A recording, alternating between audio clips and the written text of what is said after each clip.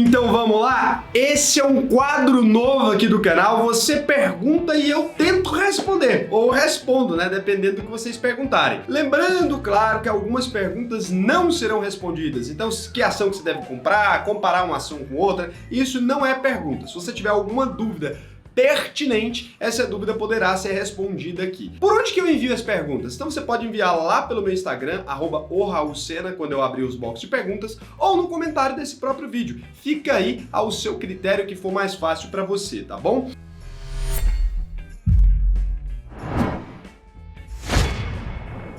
Vamos fazer aqui então a primeira pergunta. São duas perguntas que na verdade são a mesma, né? Então o Júnior Portes, ele perguntou: boa tarde, e essa queda da Centauro, tem alguma explicação? E aí, por que essa pergunta é a mesma? A Centauro hoje, ela anunciou que ela vai fazer um follow-on. E aí eu vou falar para vocês também aqui a pergunta do Ryan Campos, né? Então o Ryan falou: fala camarada, se possível explica pra gente aí como funciona aquela compra daquelas ofertas de ações que a Via Varejo está pretendendo realizar. Valeu? E parabéns pelos vídeos aí. Ajudam demais quem ainda não está tão por dentro de tudo a respeito do mercado. Então tem duas coisas que acontecem aí, né?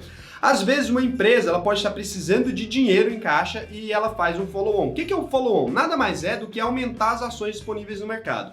Quando uma empresa vai fazer o IPO, né, dela, então a oferta pública inicial dela ali, o IPO dela ela coloca para o mercado vai lá e compra, o mercado primário de ações vai lá e compra as ações e tudo mais. Quando você está comprando uma ação aí, você está comprando de outra pessoa, esse é o mercado secundário. Hoje em dia, quando a empresa já fez o IPO, então depois do IPO a gente chama de mercado secundário. Eu tenho uma ação de Centauro, eu quero vender, você quer comprar, a gente negocia. Desse valor que a gente negocia, a empresa não ganha absolutamente nada. Mas aí uma forma que a empresa tem de captar recursos é fazer um follow-on, ou seja, disponibilizando mais ações no mercado. Então vamos supor ali que a Centauro tinha 100 ações, aí agora ela vai fazer um follow-on e colocar mais 10 ações disponíveis no mercado. E você, né, dependendo do caso, cada follow-on tem uma regra. Quando o follow-on é aberto, qualquer investidor, pessoa física aí, pode comprar ações dessa empresa, tá? Então você pode ir ali e comprar ações dessa empresa que foi feita nessa oferta aí, nesse follow-on. Se isso for de outro jeito, tem vezes que a empresa faz um follow-on ali, mas só para investidores qualificados e fundos de investimento. Então nesse caso você não pode participar. É importante que você veja cada caso como um caso, porque muda muito os critérios, né? No caso das duas, pelo que eu vi aqui, a Centauro e a Via Varejo estão fazendo follow-ons aberto ali. Por que as ações caem na hora de fazer um follow-on, né? Porque se você tem ali, vamos supor que uma empresa tem 10 ações apenas, então cada ação ali corresponde a 10% de uma empresa. Se ela fizer um follow-on e colocar mais 10 ações no mercado, as ações que você tinha, que correspondia a 10% da empresa, passa a corresponder a só 5% da empresa, se fosse o dobro. Claro que não é, normalmente um follow-on não emite o dobro de ações, né? Até poderia acontecer, eu acho, mas é complicado. Então o follow-on ele passa por todas as regras definidas no estatuto da empresa ali, ele tem que ser aprovado aí pelo conselho da empresa de modo geral, pelas pessoas que são acionistas majoritários, e se eles aprovarem o follow-on pode acontecer, senão não pode. Só que é importante lembrar sempre que você pode até ver com maus olhos, porque está diminuindo sua participação na empresa, mas a empresa às vezes precisa fazer um follow-on, porque se ela não fizer, ela não tem como lidar ali com as dívidas da empresa e tudo mais. Então, às vezes, elas duas estão fazendo follow-on para se fortalecer, né, perante essa crise que se instaurou, tá bom? Então, às vezes, você pode achar ruim, o mercado normalmente precifica um pouco com queda, né, esses ativos que fazem follow-on, mas a gente tem que sempre lembrar também que é importante para a empresa especificar isso aí. Então, o Renato Carvalho, vamos aqui para a terceira pergunta, que é com gostinho de segunda, porque duas foram respondidas juntas. O Renato Carvalho, ele perguntou aí o que eu acho do aumento de participação da Itaúsa em Alpargatas. Então, Alpargatas ali é a empresa, né, que para quem não sabe, que é dona da Havaianas e de outras empresas, de outras marcas menores de calçados aí. Eu tenho um vídeo só sobre Itaúsa e lá um pouco eu falo sobre o fato da Itaúsa ser uma holding e dela ter participações em diversas empresas além do Itaú, que é a que as pessoas mais sabem, né? Então ela tem participação também em Duratex, ela é controladora da Duratex e da Alpargatas e ela aumentou a exposição dela. Eu vejo com bons olhos a Itaúsa ali se dar uma diversificada um pouco maior fora do setor bancário, né, que corresponde hoje a 90% do resultado da empresa ali. Então eu vejo com muito bons olhos ela também está investindo um pouquinho nesse ramo aí, principalmente nesse momento movimento, né? A gente sabe que a Havaianas ali e outras marcas da Alpargatas são um pouco mais dolarizadas e tudo mais. Achei um movimento interessante. Também não é nada espetacular, ou falar assim, você investiria só por causa disso? Eu não.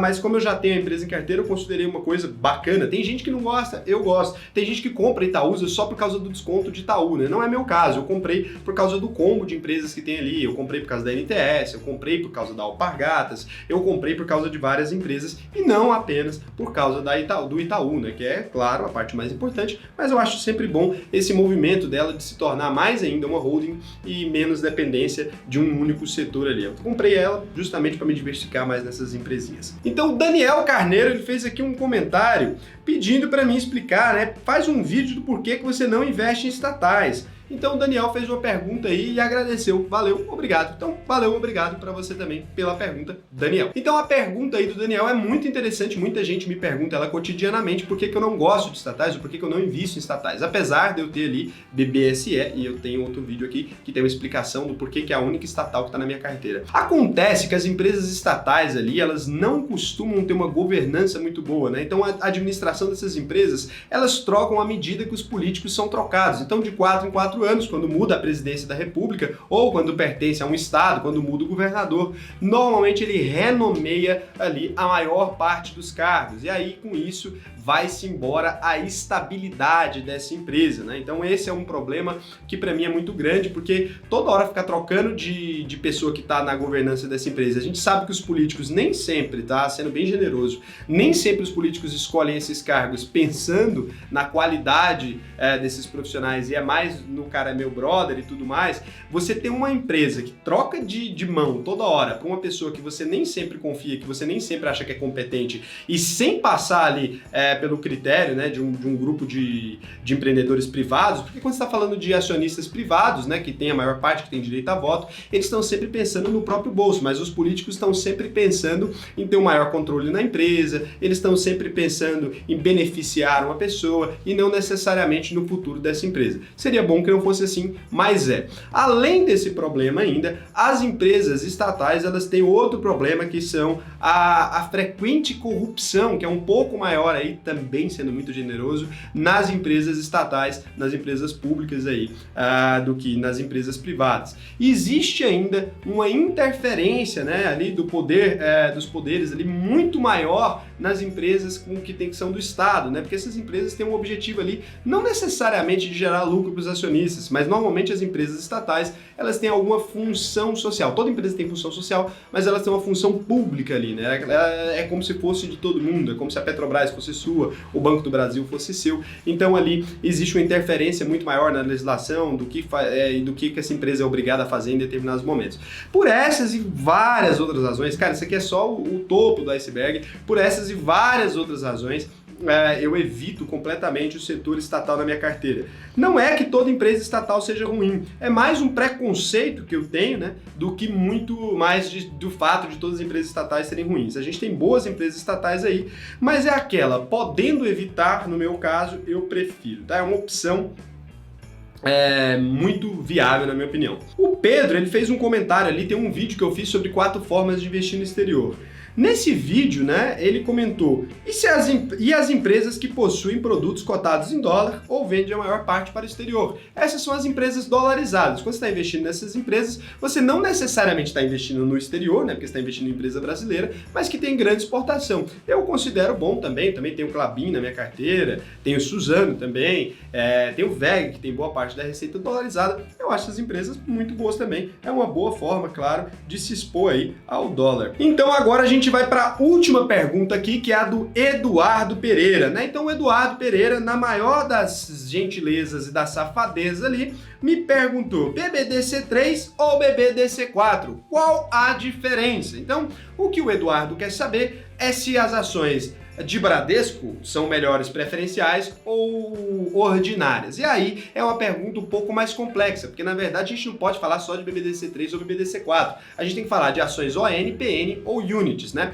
De modo geral. Então, inicialmente ali, quando a gente fala de novo mercado, a maioria das empresas só tem ações do tipo ON, então não existe mais tanto essa questão. Mas existem muitas empresas, você já deve ter reparado que na minha carteira existe, por exemplo, Klabin. Eu não tenho nem KLBN3 e nem KLBN11, eu tenho KLBN4, que são as ações preferenciais. Então, via de regra, na Bolsa de Valores, ações 3 são as ações ordinárias, ações 4 são as ações preferenciais e ações 11 são as ações unitárias, as units ali. Então, a questão aí as ações units, elas têm um pouquinho de uma, um pouquinho de outra. As ações ON, elas são as ações ordinárias, ou seja, as ações comuns. Se você tiver uma empresa LTDA aí, você tem ações ordinárias, por isso são ordinárias, ações comuns. E as ações preferenciais, teoricamente, foram criadas para você ter preferência nos dividendos. E qual delas é melhor? Não existe uma resposta para isso. Agora vocês vão ficar putos, mas a verdade é que não existe. Você tem que ver caso a caso. Se você for ali no Estatuto do Bradesco, você vai perceber que existem vantagens para as ações ON e existem algumas vantagens também para as ações PN. No caso de Bradesco, por exemplo, as ações preferenciais distribuem mais dividendos, né? Mais dividendos do que as ações ordinárias, mas as ações ordinárias te dão direito a participar das assembleias, te dão direito a voto e são as ações que você usa para controlar a empresa. Então, você só pode ali participar do conselho administrativo de uma empresa. Claro que você tem que ter muita ação, mas se essas ações forem do tipo ON, tá? Senão, você tem alguns direitos na preferencial, se você chegar a 5%, que é direito de convocar uma assembleia, direito de obter algumas respostas, mas você jamais poderia ser a CEO dessa empresa se você tivesse 50%, porque são 50% das ações